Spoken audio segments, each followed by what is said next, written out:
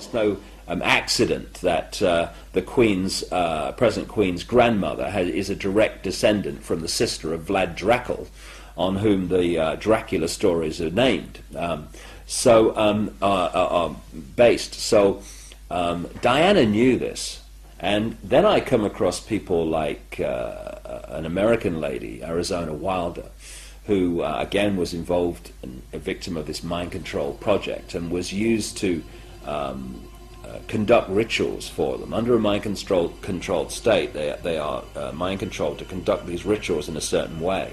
And these were taking place on royal properties in Scotland? Yes, exactly, in Balmoral, and there's a particular place in Belgium which is known as the Mothers of Darkness Castle, which is funnily located in the same area that child murder and satanic ring was based, that came to light, clearly involving the establishment figures of Belgium, and was a massive cover-up.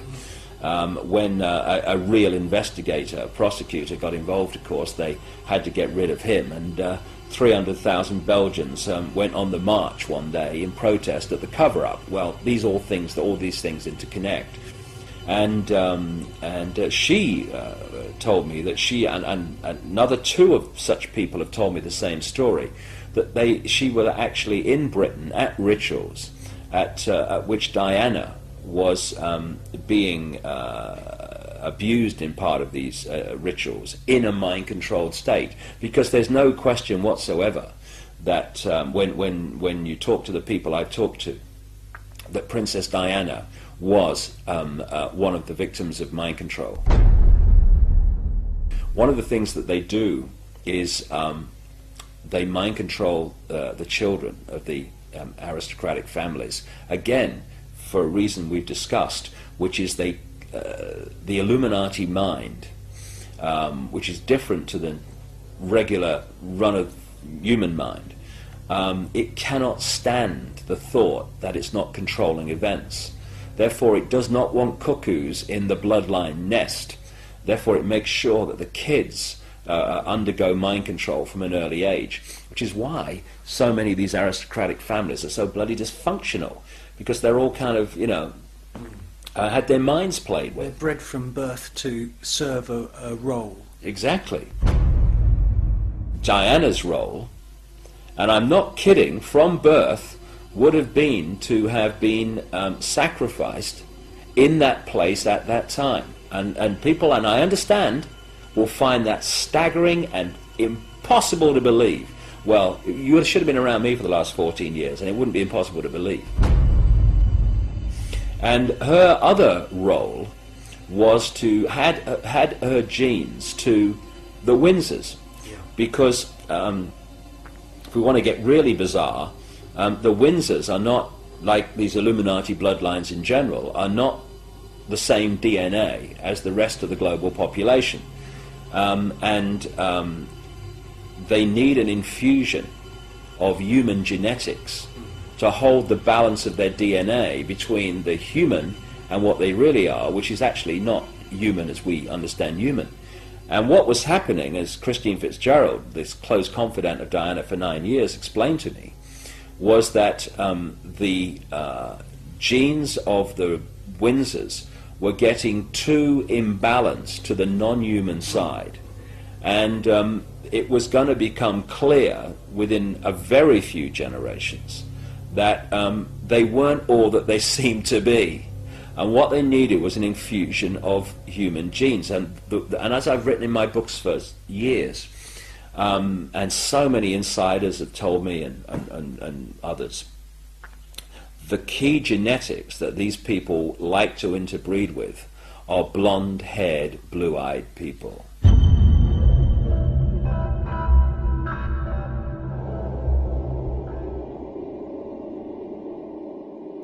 Now, where did I hear that before? Oh yes, Hitler's master race. And they want to preserve this master race because they need to keep interbreeding with that genetics. So, yeah, exactly. Those traits with the Spencer family. Exactly. So what happens? They bring Diana in. What does Diana say in her accounts that she allowed to be published in various books? That once the children were born, Charles basically was saying to her, that's it. Now what Diana says, again in her own words, is that she was told when the birth of William was coming along, that she was going to be induced so that the child would be born, wait for this, in line with Charles's polo playing program. Now, first of all, even if that was true, which it wasn't, what does that say about a father that would have an induced child so it would suit his polo playing program? But what was the real story? If you go back to ancient Babylon and the rituals of these people, they're fundamentally connected to the sun and the cycles of the sun. Nimrod, Baal, the sun god. And one of the key days of the year in their ritual calendar, therefore, is the summer solstice. They induced William to be born when? The summer solstice.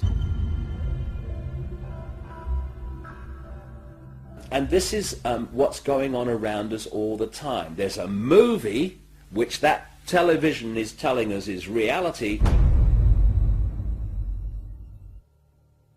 and then there's what's really going on, which is so different. That's its greatest form of defense, the chasm that people have to leap between what they are told is happening and what's really happening.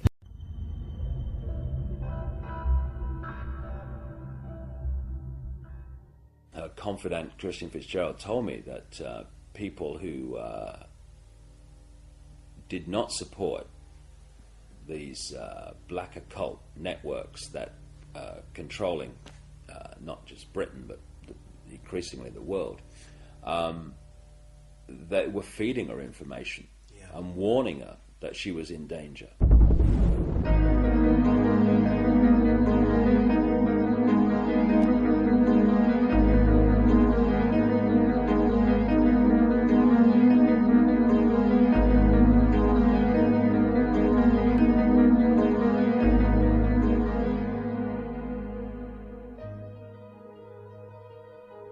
What keeps this whole thing from coming out, and has done for us all this time, and indeed the wider conspiracy too, is that to understand it you have to research so many different subjects and then fit the strands together before you go, wow, so that's what it's all about.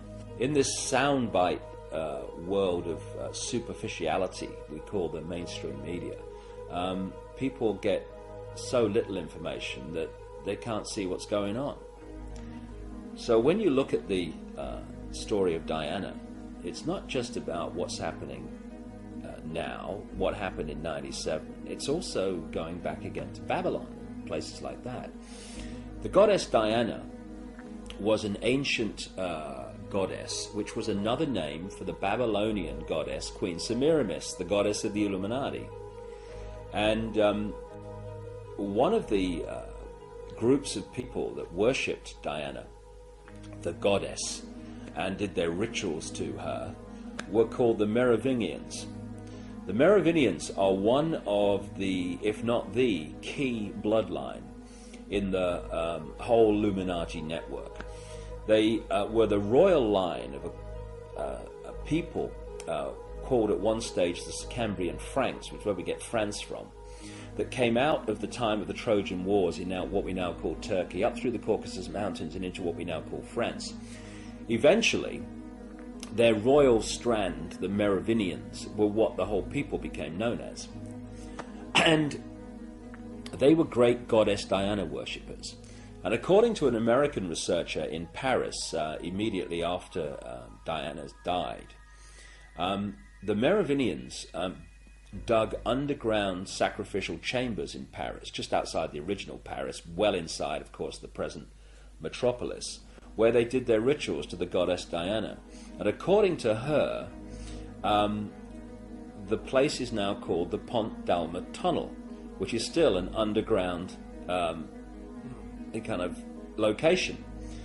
Now, the ancient myths of the goddess Diana were that she was a moon goddess, Pont Dalma actually translates as passage or bridge of the moon goddess. Coincidence? Why is it with the absolutely, I cannot emphasize this enough, the ritual symbolism obsessed Illuminati? Why is it that even people who said, well, it was an accident, have actually said, well, there is one question. Why was Diana held in that tunnel for so long when she's supposed to have had internal bleeding which needed repairing?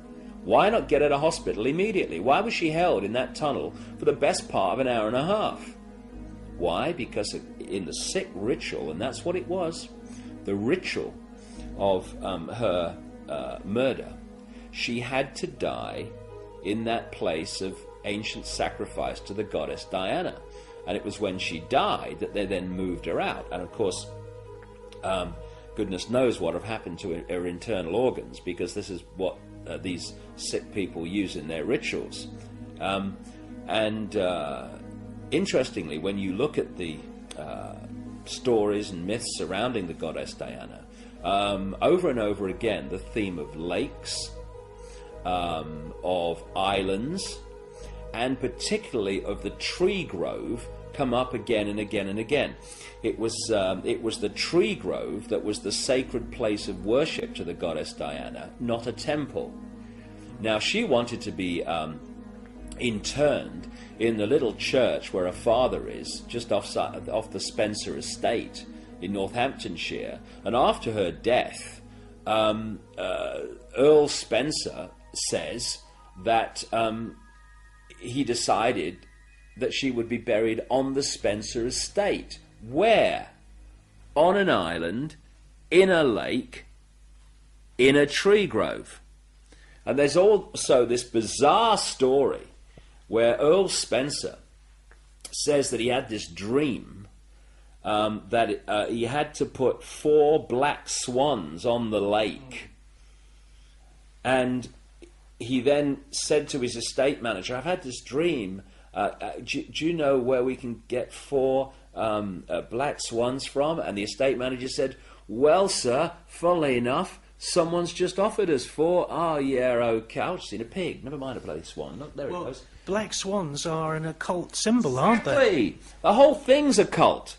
And the whole of Diana's assassination was an occult ritual unfolding.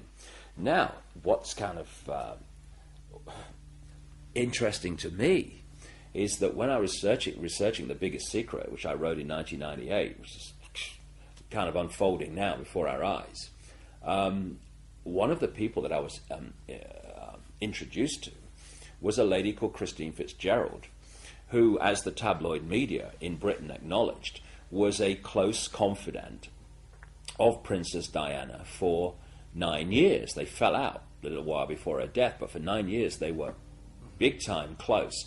And Christine Fitzgerald is a hands-on alternative healer and into the esoteric, and therefore Diana could talk to her about things that other people would think, oh, that Diana's mad, she's talking about this, that, and the other now. And I had long conversations with Christine Fitzgerald about the background to Diana and things that she experienced with her. And I had to have a wry smile to myself when the Paul Burrell revelations came out, because much of it was told to me years ago and is in The Biggest Secret. Not least that friendly people from organizations like MI5 were actually feeding Diana information, saying, be very, very careful because they want rid of you.